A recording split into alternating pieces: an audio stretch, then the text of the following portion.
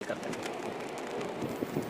محمد فیضان اتاری کراچی سے عرض کر رہا ہوں۔ میرا مفتی قاسم صاحب سے ذاتی تجربات کے سلسلے میں یہ سوال ہے کہ حاجی عمران اتاری کی ذہانت کے بارے میں آپ کا کیا ایکسپیرینس رہا ہے، اور کوئی ایسا واقعہ آپ کے ساتھ ہوا ہو کہ جس میں آپ یہ سوچ رہے ہوں کہ یہ اتنا ڈیپلی سوچتے ہیں اور اتنی دور کی سوچتے ہیں، اور ان کی یہ ذہانت ان کو کس طرح حاصل ہوئی ہے، یہ سوچنے پر آپ مجبور ہو گئے ہوں؟ تو ایسا کوئی واقعہ اگر آپ کے ذہن میں ہو تو ارشاد فرمائیے۔ چلیں انشاءاللہ مفتی صاحب سے جواب لیتے ہیں۔ ایک سوال ہوا تھا انٹرنیٹ کے حوالے سے، اس کا جواب رہ گیا تھا، تو جی بالکل میں کوشش یہ کرتا ہوں کہ جس ملک میں بھی جائیں وہاں جا کر، اب تو ایئرپورٹ پہ جہاں بھی آپ نکلیں انٹرنیٹ کی سم مل جاتی ہے، اور ظاہر ہے کہ کنیکٹیوٹی آسان ہو جاتی ہے، اور میرے پاس الحمدللہ اللہ سلامت رکھے کہ اسلامی بھائی نے ایک ایسی سم مجھے دی ہے جو دنیا کے کم و بیش 100 سے زائد ملکوں میں اس میں انٹرنیٹ چلتا ہے، تو یہ بھی ایک فائدہ ہے کہ وہ جاتے ہی شروع ہو جاتی ہے۔ جی ویسے عبدالحبیب بھائی کو جو ہر جگہ انٹرنیٹ کا ایکسس مل جاتا ہے نا، اس کے پیچھے ایک راز بھی ہے۔ اچھا، خاص راز لگتا ہے یہ۔ وہ یہ ہے کہ طلب سچی ہو نا تو مل ہی جاتا ہے۔ پین جنہوں نے پوچھا تھا نا کہ اگر آپ کو یہ نہ ہو تو آپ کیا کرتے، وہ دیکھنے، وہ ساتھ رہنا پڑے گا دیکھنے کے لیے۔ تو طلب سچی ہونی چاہیے، طلب سچی ہونی چاہیے۔ میں تو جہاز میں بھی مل جاتا ہے، ہاں میں تو جہاز میں بھی انٹرنیٹ لے لیتا ہوں۔ صحیح ہے، کنیکٹ رہنا چاہیے اچھی نیتوں کے ساتھ۔ جی مفتی صاحب، نگران شورا کے بارے میں ڈائریکٹ پرسنل سوال ہو گیا یہ تو۔ دیکھیں علی صاحب کی ذہانت تو جسے کہتے ہیں نا کہ اپنے پرائے سارے ہی مانتے ہیں۔ صحیح ہے، کیا بات ہے، الفضل ما شاہدت بہ الاعداء، کیا بات ہے۔ فضیلت وہ ہے کہ جسے دوسرے بھی مانے، مخالف بھی مانے۔ دیکھیں علی صاحب کی ذہانت کا یہ ہے، ایک تو ویسے ہی امیر اہل سنت کا مجھے فرمان یاد ہے۔ جی امیر اہل سنت نے فرمایا تھا کہ نگران شورا یہ دنیا کے ذہین ترین افراد میں سے ہیں۔ اللہ، یاد ہے آپ کو جملہ؟ ماشاءاللہ ماشاءاللہ ماشاءاللہ، یہ امیر اہل سنت نے فرمایا تھا، مجھے یاد ہے۔ کیا بات ہے۔ اور جس سینیریو میں فرمایا تھا وہ اپنی جگہ بالکل درست ہے۔ ماشاءاللہ، وجہ یہ ہے کہ دیکھیں کسی بھی بندے کی ذہانت کو آپ چیک کرنے کا پیمانہ کیا ہوتا ہے؟ آپ اس کی کارکردگی دیکھتے ہیں، آپ اس کو بحرانوں سے اس کا نکلنا دیکھتے ہیں، کس لیول پر وہ کام کر رہا ہے یا کیا وہ چیزیں چلا رہا ہے۔ صحیح، ایک آدمی اگر 1000 فیکٹریاں چلا رہا ہے اور زبردست طریقے سے چلا رہا ہے تو آپ کو ماننا پڑے گا یار یہ بندہ بڑا قابل ہے۔ صحیح ہے، ایک ملک ایسا ہوتا ہے کہ جس کے حالات بڑے دگرگوں ہوتے ہیں، اور وہاں پر کوئی ایسا حکمران آتا ہے کہ جو اسے بولے کہ کیچڑ سے لتھڑے ہوئے ملک کو اٹھا کے وہ دنیا کے صاف شفاف ممالک میں اسے شامل کروا دے، تو اس کو ماننا پڑتا ہے کہ یار اس کے پاس ویژن ہے اور اس کے پاس صلاحیت ہے، سکل ہے اس کے پاس۔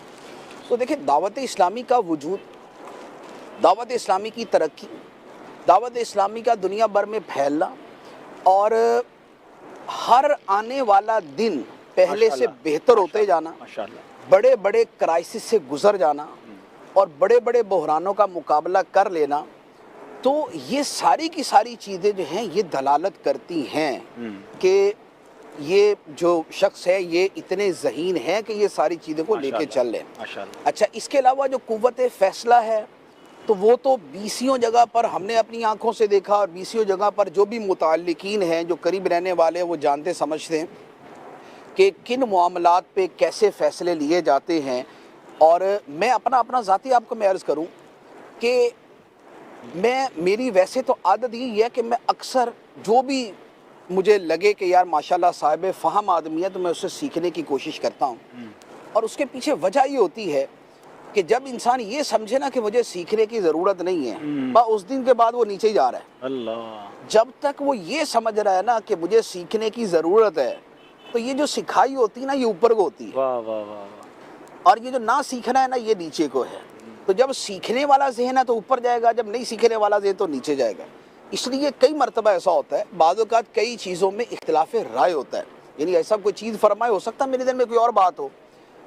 اب وہ اگر انتظامی امر ہے، شرعی معاملے میں تو لازمی بات ہے کہ جو شریعت کا حکم ہے وہ اسی پہ عمل ہوتا ہے، لیکن اگر انتظامی امر ہے، میری عادت یہ ہے میں کبھی اس پہ اصرار نہیں کرتا، ماشاءاللہ، اپنا اندیا دے دیا، اور اس کے بعد میں لٹرلی اپنے ذہن میں یہ سمجھتا ہوں کہ یار تجربہ ان کے پاس، واہ، لہٰذا یہ جو اپنے تجربے، فراست اور ذہانت سے فیصلہ کر رہے نا، اب اس کے اوپر چلنے دیں۔ ماشاءاللہ، اور بہت مرتبہ ایسا ہوتا ہے کہ پھر وہی صحیح ثابت ہوتا ہے، سبحان اللہ، جو ایک تجربہ کار آدمی نے کیا ہوتا ہے وہی صحیح ہوتا ہے۔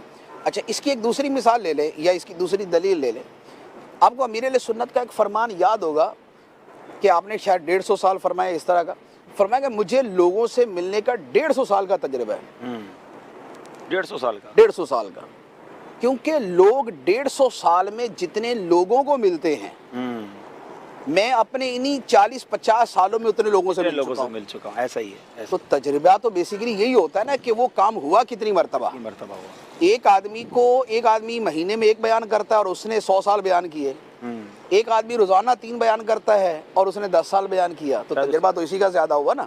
تو اب یہ ہے کہ دیکھیں, جس بندے کی پوسٹ جتنی اونچی ہوتی اور جس کے پاس معاملات جتنے زیادہ آتے ہیں, اس کا تجربہ اسی کے مطابق ہوتا ہے. اور ذہانت ہوتی ہے 2 طرح کی, ایک ہوتی ہے وہبی اور ایک ہوتی ہے کسبی. وہبی یہ ہے کہ اللہ تعالیٰ کی عطا کردہ ہے, اس بندہ ویسے ہی وہ ایک ذہین آدمی ہے.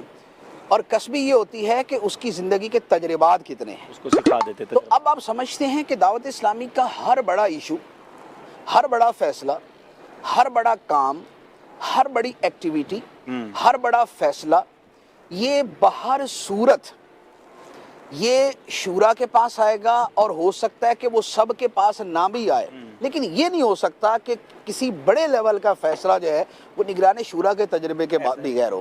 تو لہذا جب ایک بندے کو تجربہ اتنا زیادہ ملتا ہے تو اس کے اعتبار سے اس کی پھر ذہانت کے اندر اضافہ ہوتا ہے. اچھا, تیسری بات یہ ہوتی ہے کہ ایک آدمی اپنے سے بڑے تجربہ کار سے سیکھتا ہے. اب یہ آپ جانتے ہیں کہ امیر اہل سنت کی جتنی صحبت یہ نگران شورا کو میسر ہے, وہ کس کو ہے؟ واہ واہ واہ, امیر اہل سنت کی تربیت کا شاہکار ہے. امیر اہل سنت کی جتنی تربیت, جتنی صحبت نگران شورا کو ہے, وہ نہ آپ کو ہوگی نہ مجھے. ایسا ہی ہے, ایسا ہی ہے نا. ہمیں 2 مرتبہ ہے تو ان کو 20 مرتبہ ہوگی. ایسا ہی ہے. تو اب جس نے کسی صاحب فراست, صاحب فہم, صاحب تجربہ کی صحبت میں زندگی گزاری اور وہ روزانہ کی بنیاد پہ سیکھتا ہے, ایسا ہی ہے. ایسا بھی نہیں ہے کہ ہفتہ واری سیکھ رہا, وہ روزانہ کی بنیاد پہ سیکھ رہا ہے, تو اس کی پھر ذہانت میں اتنا اضافہ ہوتا ہے. تو یہ یوں کہہ لیں کہ ایک قدرتی بھی, تجرباتی بھی اور صحبت. کیا بات ہے, یہ ساری چیزیں امیر اہل سنت کا فیضان ہے, اللہ ان کو نظر بد سے بچائے. اور یہ بھی ہم نے دیکھا کہ بہت زیادہ اٹیچمنٹ ہے, پوچھ کے امیر اہل سنت سے آگے بڑھتے ہیں. اللہ ہمارے نگران شورا کو سلامت رکھے, سب لوگ ماشاءاللہ بھی کہیں اور ان کے لیے دعا بھی کریں, اللہ ان کو نظر بد سے, حاسدوں کے حسد سے بچائے. مجھے اس پوری گفتگو میں ایک بات بڑی پیاری سیکھنے کو اور ملی کہ مفتی صاحب جیسی شخصیت, مفسر قرآن ہیں, دارالفتاء کے ہیڈ ہیں, سب سے بڑے ہمارے مفتی ہیں دنیا میں, ان کا نام ہے. انہوں نے ایک جملہ بڑا پیارا کہا کہ تجربہ کار لوگوں سے ہمیں سیکھنا چاہیے, اور وہ لوگ جن کا ایکسپیرینس ہے. تو یہاں بہت سارے دعوت اسلامی کے ذمہ داران کو ایک میسج مل گیا کہ جو آپ کے سینئرز ہیں, اراکین شورا ہیں یا آپ کے نگران ہیں, تو آپ ان پر ٹرسٹ کریں. بعض اوقات آپ کو ہو سکتا ہے بات سمجھ نہ آ رہی ہو, لیکن اگر آپ کو یہ پتا ہے کہ آپ کے مدنی مرکز کی طرف سے یہ بات آئی ہے, تو ہمارا کام لبیک کہنا ہے, کیونکہ ان لوگوں نے یہ فیصلہ کیا ہے کہ جو تجربہ کار ہیں. اب مفتی صاحب جیسی شخصیت نے جب یہ جملہ میں کہا ہے, تو اس میں ہم سب کے لیے بہت سارے مدنی پھول ہیں. میں امام اعظم رضی اللہ تعالیٰ عنہ کا فرمان ہے کہ علم کا پوچھا نا کہ آپ نے علم کا یہ مرتبہ کیسے حاصل کیا, تو آپ نے فرمایا کہ پوچھنے میں شرم نہیں کی, بتانے میں بخل نہیں کی. واہ واہ واہ واہ واہ, سبحان اللہ. لہذا جب پوچھنا تھا تو شرم نہیں ہے کہ یار پوچھنا ہے, اور کسی نے پوچھا تو کنجوسی نہیں کی, اس کو کیا بتانا, یہ بھی سیکھ لے گا. تو جب یہ اس بندہ اس موڑ پہ ہوتا ہے نا, تو یہ کیا ہے کہ ادھر وہ سخی ہے اور ادھر وہ فقیر ہے. واہ واہ, تو فقیر کا دامن بھی بھرا رہتا ہے, سخی کا دامن بھی بھرا رہتا ہے. کیا بات ہے, کیا بات ہے, بڑوں کی بڑی باتیں ہیں. مجھے ذرا 3 کالز ایک ساتھ دے دیجیے گا. مجھے وہ